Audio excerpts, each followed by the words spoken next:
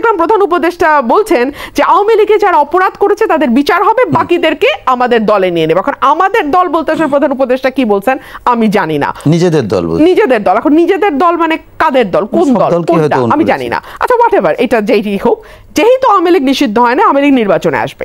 আওয়ামী লীগ যখন নির্বাচনে কন্টেস্ট করতে আসবে, এক হলো তাদের যে এলাকাতে তারা প্রচারণায় যাবে, যে এলাকাতে তাদের কর্মী সমর্থক জমায়েত হবে, সেখানকার আইন শৃঙ্খলা পরিস্থিতি নিয়ন্ত্রণের দায়িত্ব কে নেবে?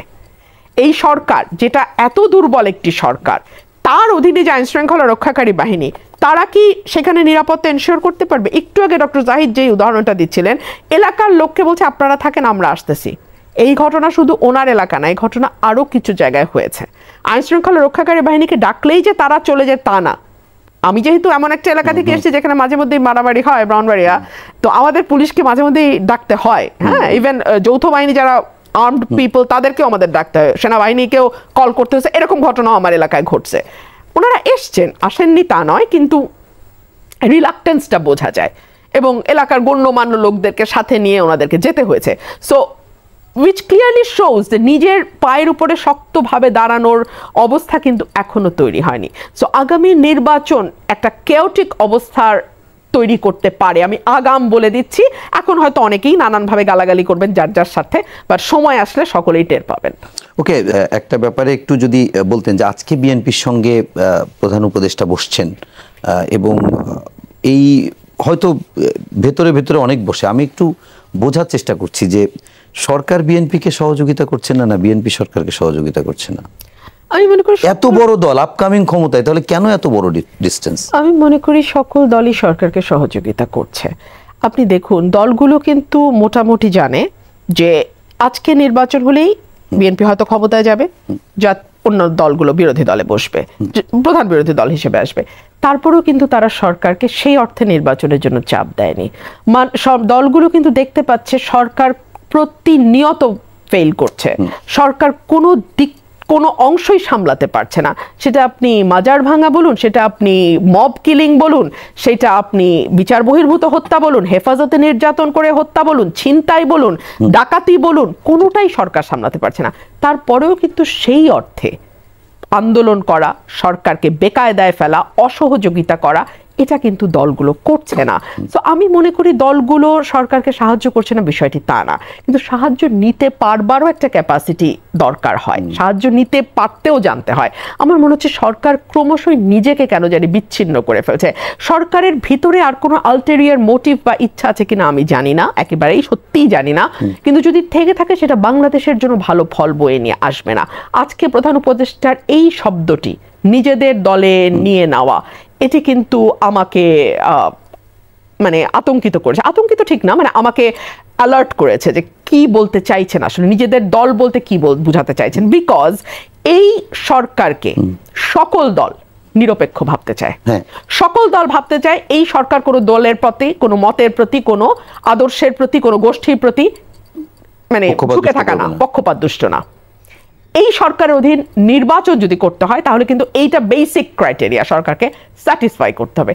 সেই জায়গায় যদি সরকার প্রধান বলে নিজের দল, সার্টেনলি মানুষের খুব কমফোর্টেবল লাগার কথা না, রাজনৈতিক দলগুলোর খুব স্বচ্ছন্দ বোধ করার কথা না। কিন্তু তারপরেও কিন্তু দেখেন এখন পর্যন্ত কিন্তু আমরা এটা নিয়ে খুব উচ্চবাচ্য শুনিনি। আমি জানি না আগামী কালকে পরশু কি হবে, এটা এখন পর্যন্ত নয়। তো আমার মনে হয় সরকারেরও তার কথায়, আচরণে এবং কাজে আরো অনেক বেশি সংযম এবং পারদর্শিতা দুটোই একই সঙ্গে দেখানোর সময় এসছে।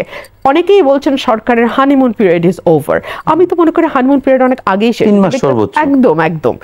একদম যে সরকারের মেয়াদ টেনে 1-1.5 বছর, সেই সরকারের 6 মাস কি করে হানিমুন পিরিয়ড থাকে, তাই না?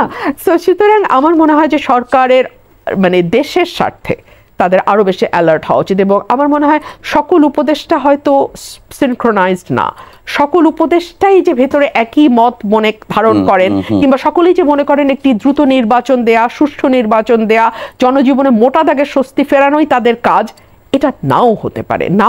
এই কারণেই বলছি যে কোনো উপদেষ্টার পারফরমেন্স ইজ মানে নট ব্যাড, ভালো। ফর এক্সাম্পল সালেউদ্দিন আহমেদ, উনি অর্থনীতিতে একদম রিলেন্টলেসলি উনি চেষ্টা করছেন। ওনাকে আপনি মিডিয়াতে পাবেন না, বড় বড় কথায় পাবেন না, নির্বাচন কবে হবে এটা নিয়ে হাক ডাকে পাবেন না, উনি ওনার কাজ করছেন। এবং উনি আমার মনে হয় যে অর্থনীতিতে খারাপ অবস্থা তো হাসিনার কোনো কিছুকে নেয় নাই, অর্থনীতির অবস্থা সবচেয়ে খারাপ ছিল। সেই জায়গা থেকে অ্যাটলিস্ট খারাপের দিকে না যাওয়াটা আমি বলবো ভালো, খারাপের দিকে যায়নি এটাই ভালো। সো আমি ওনাকে সেই ক্রেডিটটা দিতে চাই। কিন্তু একই সঙ্গে কিছু কিছু উপদেষ্টাকে আমরা দেখে অনেক বেশি কথা বলেন, কিন্তু তার মন্ত্রণালয়ের অবস্থা খুবই খারাপ। সেই জায়গাগুলোতে যার যার কাজে যদি মন দেয় এবং এটা মাথায় রাখে যে বাংলাদেশটাকে উল্টে সুইজারল্যান্ড করে ফেলার জন্য তারা আসেন নাই, তারা আসছেন মোটা দাগে স্থিতিশীলতা বজায় রেখে, আবারও শব্দটি বলছি, স্থিতিশীলতা বজায় রেখে একটি নির্বাচিত সরকারের হাতে ক্ষমতা বা দায়িত্ব যেটাই বলেন হস্তান্তর করা।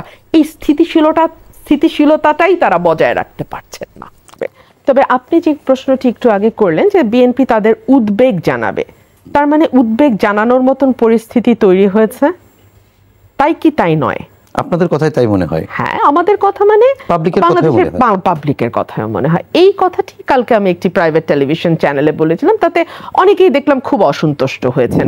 মুশকিল হয়েছে কি, ভাসুরের নাম মুখে নেওয়া মানা, কিন্তু যখন ভাসুরের নামটি আসলে নিয়েই নিতে হয় তখন আমার মনে হয় যে সেটা আগে ভাগে নিয়ে খোলামেলা আলোচনা করাই ভালো। বাংলাদেশে 180 দিন 6 মাস পূর্ণ হয়েছে এই সরকারের। এই 180 দিনের প্রথম দিকে বিএনপি সহ প্রত্যেকেই যার যার অবস্থান থেকে অনেক প্রত্যাশা নিয়ে এই সরকারটির দিকে তাকিয়েছিল এবং আমরা বলেছিলাম যে এটি আমাদের সরকার, এটিকে ব্যর্থ হতে দেওয়া যাবে না। কিন্তু আনফরচুনেটলি আমরা লক্ষ্য করলাম গত 6 মাসে 180 দিনে এমন একটি দিন নাই যে দিন জনজীবনের স্বস্তি ছিল। আপনি ট্রাফিক থেকে শুরু করে, মোড়ে মোড়ে আন্দোলন থেকে শুরু করে, ছিনতাইকারীর কবজি কাটা থেকে শুরু করে, ব্যবসায়ীকে কোপানো থেকে শুরু করে, গত 6 মাসে 947টি হত্যাকাণ্ডের ঘটনা যদি এর মধ্যে আপনি ইনক্লুড করেন, আপনি দেখবেন পরিস্থিতি সত্যিই নাজুক। এবং অনেকেই আবার সাহস করে বলেন না যে তারা ভয় পান, কিন্তু আবার যখন গোপনে আমাদের সঙ্গে চুপে চুপে কথা হয় তখন তারা কিন্তু সকলেই তাদের ব্যক্তিগত উদ্বেগের কথা আমাদের জানাতে ভোলেন না এবং তারা সকলেই কানে কানে চুপে চুপে বলেন এই অবস্থা যদি চলতে থাকে তাহলে তো বাংলাদেশ সিরিয়া এবং আফগানিস্তান হয়ে যাবে। বাংলাদেশ যদি এভাবে চলতে থাকে তাহলে তো সন্ধ্যার পরে আমরা বের হওয়ার সাহস পাই না, আমরা নারীরা আগামীতে চাকরি করতে পারবো কিনা, অফিসে যেতে পারবো কিনা, ইত্যাদি ইত্যাদি উদ্বেগ কিন্তু সাধারণ মানুষ কন্টিনিউয়াসলি আমাদেরকে জানান। কিন্তু যখন আসলে পাবলিক স্পিকিং এ যান বা মিডিয়ার সামনে কথা হয় তখন আবার সেগুলো ঢেকে ঢুকে বলেন। আমি পাবলিক স্পিকিং আর প্রাইভেট স্পিকিং আসলে খুব বেশি আলাদা করতে পারি। আচ্ছা, তাহলে একটু আপনার কাছে এই আপনার উত্তরের ভেতর থেকে একটু জানি যে আপনি যে জিনিসটি বলছেন বা যেটি একটু আগে বললেন যে কথা বলার কারণে অনেকের ভিতরে হয়তো সেটির আলোচনা হচ্ছে সেই আলোচনার জায়গা থেকেই যদি বলি, আমি আপনার কাছে একটু জিজ্ঞেস করি যে গত 15 বছরের থেকে আপনার আইন শৃঙ্খলা পরিস্থিতি খারাপ হয়েছে কিংবা একজন নারী হিসেবে আপনি ইনসিকিউর ফিল কেন করেন? কেন করি এই কারণে যে এখন অনেকগুলো স্টেক হোল্ডার তৈরি হয়েছে। অনেকগুলো স্টেক হোল্ডার কে কার স্বার্থে কখন কি করবে আমরা জানি না। 1, 2 হচ্ছে অদৃশ্য শত্রুর একটি কথা কিন্তু বাজারে এসছে এবং সবচেয়ে বৃহৎ রাজনৈতিক দল বিএনপির তরফ থেকে এসছে যে দৃশ্যমান শত্রু নেই কিন্তু অদৃশ্য শত্রু আছে। অদৃশ্য শত্রু আসলে কখন কাকে কোন হিসাব থেকে আঘাত করবে আমরা জানি না। গত 15 বছরে জানতাম যে যদি কোনো আঘাত আসে আওয়ামী লীগকে ন্যাশনালি অ্যান্ড ইন্টারন্যাশনালি তার জবাব দিতে হবে। এখন কিন্তু আমরা আইডেন্টিফাই করতে পারছি না এবং যেটা মুশকিল হয়েছে শুরুর দিকে যে ঐক্যটা আমরা লক্ষ্য করেছিলাম যে সকল রাজনৈতিক দল এবং মতের মানুষের মধ্যে এক ধরনের ঐক্য ছিল, সেটা কিন্তু এখন ভেঙে খান খান হয়ে গেছে। আমরা তো দেখি একটা ট্যাগিং কালচার যেটা আগেও ছিল এখন সেটা অনেক গুণ বেড়েছে। ধরুন আপনি চট করে যে কাউকে ভারতের দালাল, সিআইএর এজেন্ট, রয়ের দালাল, স্বৈরাচারের দোষর চাতা বলে ফেলতে পারেন এবং এটা বলবার জন্য আসলে আপনার হাতে কোনো এভিডেন্স থাকবারও দরকার নেই। আপনি মানুষটিকে পছন্দ করছেন না, আপনার তার কথা বলা ভালো লাগছে না, আপনি তাকে যে কোনো ভাবে ট্যাগ করতে পারেন। সো এই যে একটা ঘৃণা এবং বিতৃষ্ণার চাষ আমরা ভীষণ ভাবে লক্ষ্য করছি। আমরা কিন্তু আওয়ামী লীগের ব্যাপারে আমি সবসময় একটি কথা বলতাম, পরে মানে অনেকেই বলেছেন, বিভাজনের রাজনীতি, মুক্তিযুদ্ধের পক্ষের শক্তি বিপক্ষের শক্তি, স্বাধীনতার পক্ষ বিপক্ষ, হ্যাঁ ইত্যাদি ইত্যাদি, রাজাকার সন্তান মুক্তিযোদ্ধা সন্তান, এভাবে তারা জাতিকে ডিভাইড করেছিল। এখন এই ডিভাইডের যে নেশন সেটা আরো শতধারায় ডিভাইডেড হয়েছে। এখন আপনার কাউকে ভালো লাগলো না, আপনি তাকে মুহূর্তের মধ্যে ভারতের দালাল বলছেন, মুহূর্তের মধ্যে আওয়ামী লীগের দালাল বলছেন। সো এই যে এত স্টেক হোল্ডার এবং এই দেশের মানুষকে আমার মনে হয় যে অনেকেই না পুরো বক্তব্যটিও শুনবার দরকার মনে করেন না। কাট পিস আপনি আপনার সুবিধা মতো কেটে একজন ব্যক্তির নামে দিচ্ছেন, ওটাকেই মেজরিটি পিপল খুলেও দেখে না যে পুরা বক্তব্যটা কি, আগের এবং পরের কথাগুলো কি ছিল। সো তখন হয় কি খুবই সহজে মিসকমিউনিকেশন হওয়ার সুযোগ থাকে। আচ্ছা রুবিনা আপা, আপনার এই প্রসঙ্গে আমি একটু শেষ একটা প্রশ্ন, একটু আমার নিজের জানার আগ্রহ। ব্যারিস্টার রুমিন ফারহানা, যখন বিএনপির পক্ষ থেকেও অনেকে বিগত সরকারের বিরুদ্ধে কথা বলতে সাহস পেত না বা একদম মানে ভারী কণ্ঠস্বর বা একটা প্রতিবাদী কণ্ঠস্বর হিসেবে রুমিন ফারহানাকে আমরা সবসময় দেখেছি, এবং আমার ধারণা এদেশের মানুষ অনেকেই আপনাকে চেনে। সেই আপনি যদি সন্ধ্যার পরে একজনকে না নিয়ে চলতে সাহস পান না, তাহলে এরা কি এই স্বাধীনতার পক্ষে, স্বাধীনতা 2.0 যেটাকে বলি আমরা, নতুন বাংলাদেশ বা আওয়ামী লীগ পরবর্তী যেটার বিরুদ্ধে আপনারা 15 বছর যুদ্ধ করেছেন, সেই যুদ্ধের পরে বিজয়ী জায়গায় আপনার শত্রু কে? আমি এখানে কয়েকটা কথা পরিষ্কার বলতে চাই যে এত বড় একটি অভ্যুত্থানের পর এবং 15 বছর লম্বা একটি দুঃশাসনের পর কিছুটা টার্ময়েল হবে, সেটা আমরা মেনে নেই। দুই হচ্ছে, আমি যদি লক্ষ্য করতাম সেই টার্ময়েলকে শক্ত হাতে নিয়ন্ত্রণের চেষ্টা সরকার করছে, তাহলে আমি আশ্বস্ত হতাম। কিন্তু আমি লক্ষ্য করছি সরকার তো নিয়ন্ত্রণের চেষ্টা করছেই না, বরং তাদের ইন্টারেস্ট যদি কোনো জায়গায় একটু মানে একটু কম্প্রোমাইজড হয়, ফর এক্সাম্পল সমন্বয়কদের কোনোখানে, যেমন গাজীপুরে যেটা হয়েছে, তারপরেই কিন্তু ডেভিল হান্টের এই উদ্যোগ নেওয়া হয়েছে। কিন্তু ডেভিল হান্টের উদ্যোগ যখন গাজীপুরে সমন্বয়কারীদের উপর হামলা হলো, তার আগে তো বাংলাদেশে বহু বহু ঘটনা ঘটেছে, প্রতিদিন ঘটছে, যেটা নিয়ে আমরা নিরবচ্ছিন্নভাবে চিৎকার করে যাচ্ছি। তখন তো সরকারের টনক নড়ল না। তো সেই জায়গাগুলোতে আমি ইনসিকিউর তো ফিল করি ডেফিনেটলি। আইন শৃঙ্খলা রক্ষাকারী বাহিনী কিন্তু নিষ্ক্রিয়, সত্যি বলছি, তারা এখনো নিষ্ক্রিয় মানে সক্রিয় হয়নি। আমি একটি উদাহরণ দিতে চাই। আমার টেলিফোন নাম্বার ভাইরাল করা হয়েছে, এইটা নিয়ে আমি ডিসি সাইবারকে কমপ্লেইন করেছি, লিখিত কমপ্লেইন করেছি, থানায় কমপ্লেইন করেছি। এখন পর্যন্ত 2 মাস পার হয়েছে, কোনো ব্যবস্থা নেওয়া হয়। ওই ভিডিওটি ওরকমই আছে মিডিয়াতে, এবং আমি I had to change my number, আমার ব্যক্তিগত টেলিফোন নাম্বার বদলাতে হয়েছে।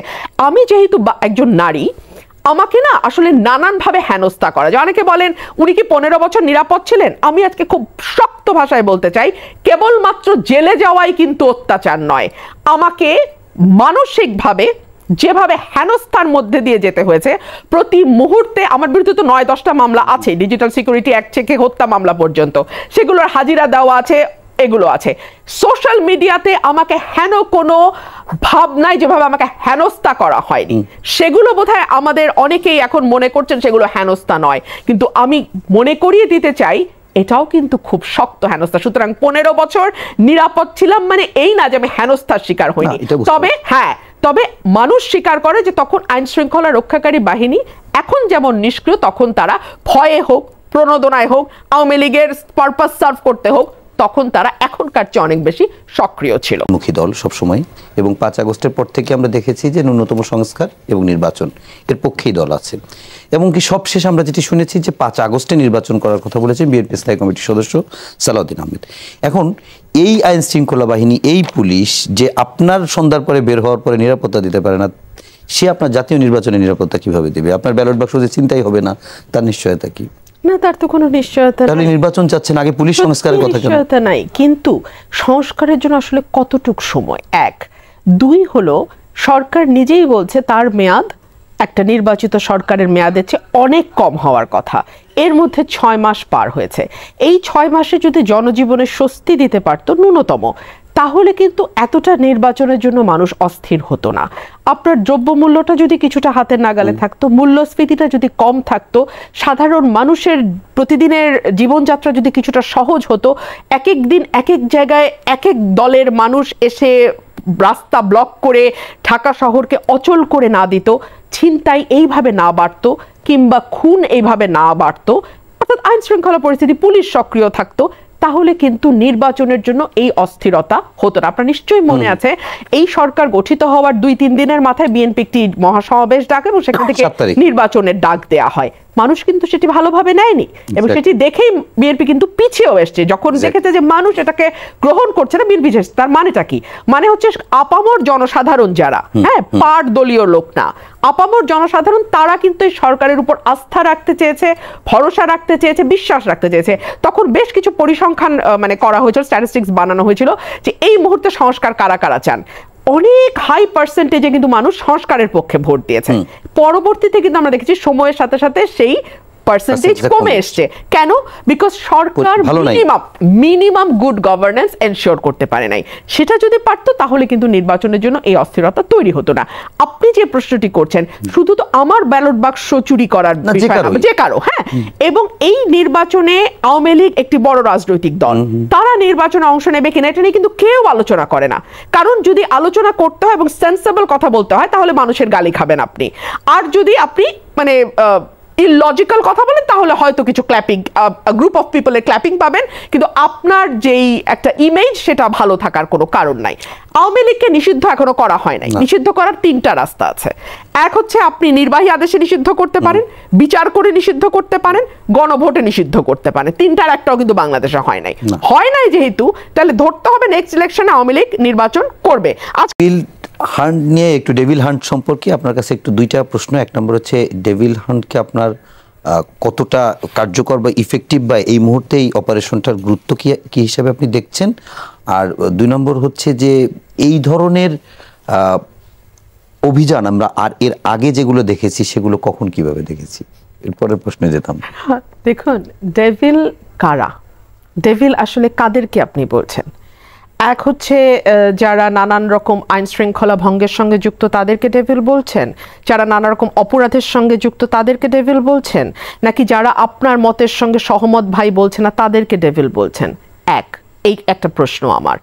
দুই, এই প্রশ্নটি উঠছে এ কারণেই যে গত 6 মাসে আমরা তো 180 দিনে ন্যূনতম কয়েকশো ঘটনা দেখেছি যেখানে সাধারণ মানুষকে ভোগান্তির মধ্যে পড়তে হয়েছে, সাধারণ মানুষের উপরে কোনো না কোনো অপরাধ সংঘটিত হয়েছে। এই 6 মাসে তো আমরা সরকারকে সেভাবে কার্যকর কোনো উদ্যোগ নিতে দেখলাম না।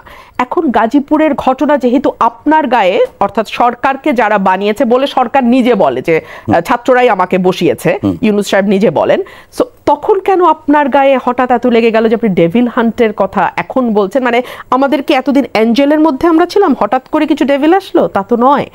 3 হচ্ছে এরকম হাঁক ডাক ইন্ডিকেট করে যে এর ভেতরে আর কোনো পারপাস আছে, বা এখানে এটা আসলে খুব নর্মাল প্রসেস না। বিকজ একটা নর্মাল সভ্য দেশে কি হওয়ার কথা, সরকার থাকবে, আইন শৃঙ্খলা থাকবে, আইন শৃঙ্খলা পরিস্থিতি নিয়ন্ত্রণের দায়িত্বে পুলিশ এবং অন্যান্য যে বাহিনী আছে তারা কাজ করবে, এবং জনজীবনের নিরাপত্তা এবং স্বস্তি বিধানের দায়িত্ব তাদের।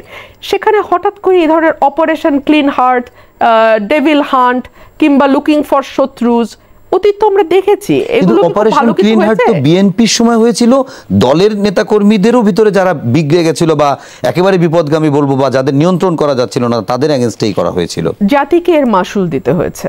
আচ্ছা, হ্যাঁ, এক্সট্রা জুডিশিয়াল কিলিং, এরপরে মাত্রা ছাড়া হয়েছে, প্রাইভেট প্র্যাকটিস হয়েছে, বাহিনীগুলো পয়সা খেয়ে যার যার মতন ভাড়া খেটে মানুষকে হত্যা করেছে। আপনি শুনেন, একটা কোনো বিষ বৃক্ষ বপন করলে সেখান থেকে আম জাম কাঁঠাল খাবেন এই আশা করেন না প্লিজ, এটা হয় না। 6 মাসেও কেন পুলিশ তার মনোবলে ফিরতে পারবে না? কতদিন লাগবে? 6 বছর? এখানে অনেকগুলো ফ্যাক্টর আছে। এক হচ্ছে পুলিশ বাহিনীতে যারা আছেন এখন তাদের 80% হাসিনার নিয়োগ করা এবং ছাত্রলীগ যুবলীগ এই ব্যাকগ্রাউন্ডের, সো তারা চাইছে এই সরকার ফেল করুক। 2 হচ্ছে সরকার তাদেরকে যথেষ্ট পরিমাণ ভীতি মানে শক্ত হাতে নিয়ন্ত্রণ এবং তাদের যেই বিধি অনুযায়ী ব্যবস্থা নেওয়া, তাদের বিরুদ্ধে নিষ্ক্রিয় থাকলে সেরকম কোনো ব্যবস্থা সরকার এখন পর্যন্ত নিতে পারে নাই বা নেয় নাই। সো এটা তাদেরকে 6 মাসে আরো বেশি শক্ত করেছে যে আমরা সরকারকে অসহযোগিতা করে যাব এবং এর ফলে আমাদের কোনো কনসিকুয়েন্স ভোগ করতে হবে না। সো তারা সরকারকে ক্রমাগত অসহযোগিতা করে যাচ্ছে। 3 হচ্ছে আমাদের স্বরাষ্ট্র উপদেষ্টা হিসেবে যাকে নিয়ে আসা হয়েছে, আমি এত আনইমপ্রেসিভ এবং এত অপদার্থ আর কোনো 22টা উপদেষ্টার মধ্যে আমার কোন উপদেষ্টাকে এত আনইমপ্রেসিভ এবং এত অপদার্থ মনে হয়। কেন অপদার্থ মনে হচ্ছে? অপদার্থ মনে হচ্ছে বিকজ উনি কি বলেন বিড়বিড় করে উনিই বোঝেন, আমরা জানি না আর কেউ বোঝেন কিনা, আর উনি আইন শৃঙ্খলা পরিস্থিতি ঠিক করতে পারছেন না। আচ্ছা, উনি পরিস্থিতির ন্যূনতম কোনো উন্নতি ঘটাতে পারছেন না। হঠাৎ উনি ডেভিল হান্টের ঘোষণা দিলেন। সো এই ঘোষণাটা খুব স্বাভাবিকভাবে নেয়ার কোনো কারণ নাই, কারণ যদি নর্মাল প্রসেসে দেশের আইন শৃঙ্খলা পরিস্থিতি জিরো ক্রাইম কোথাও হয় না, পৃথিবীর স্ক্যান্ডিনেভিয়ান কান্ট্রিতেও জিরো, তাহলে পুলিশ লাগে না তো, তাহলে পুলিশ দরকার নাই, জিরো ক্রাইম বলে কিছু নাই। কিন্তু ক্রাইমের মাত্রাটা তো নিয়ন্ত্রণের মধ্যে থাকতে হবে। গত 6 মাসে আপনি আমাকে সত্যি কথা বলেন অপু ভাই, ক্রাইমের মাত্রা কি নিয়ন্ত্রণের মধ্যে আছে? না, নাই। যখনই কোশ্চেন করি তখনই বলে পুলিশ এখনো মনোবলে ফিরে নাই। মনোবলে ফিরে, মনোবলে ফেরার জন্য আপনি বলেন তো 64টা জেলা, এই যে মনোবলে ফিরে নাই, এই জেলাগুলোতে কি স্বরাষ্ট্র উপদেষ্টা সফর করেছেন? জেলায় জেলায় গিয়ে পুলিশ কর্মকর্তাদের সঙ্গে কথা বলেছেন, তাদের মনোবল ফেরানোর চেষ্টা করেছেন? সেখানে থানাগুলোতে গিয়ে র্যান্ডম ভিজিটে কারো থানার যে অফিসার ইনচার্জ আছে তার সঙ্গে কথা বলে জানতে চেয়েছেন লোকালে প্রবলেমটা কি, কোথায় সমস্যা হচ্ছে, কারা করছে? না, কিচ্ছু করতে যাননি তারা কিছুই করছেন না। উনি খুবই ব্যর্থ এবং ওনার মান সম্মান বোধ থাকলে ওনার আসলে সরে যাও। ওকে।